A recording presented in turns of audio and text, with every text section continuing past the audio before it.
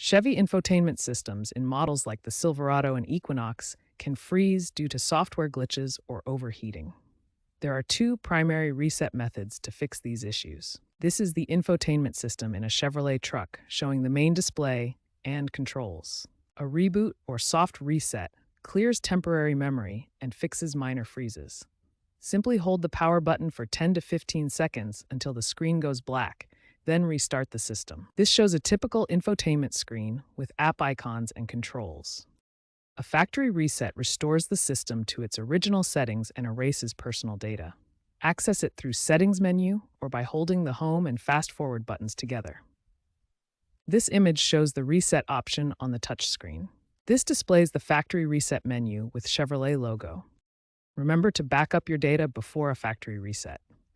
These resets are generally safe, don't void warranties, and serve as the first-line solution for infotainment problems. Frozen screens in Chevy infotainment systems often stem from software overload or hardware faults. First, ensure your Chevy has the latest over-the-air software updates by checking the vehicle's Wi-Fi settings, as these often fix bugs. If the screen freezes, try a reboot by holding the power button for 10-15 seconds until it restarts. For more persistent issues, a factory reset may be necessary, accessed via Settings menu. You can enter Safe mode by powering on while holding the volume knob to troubleshoot further.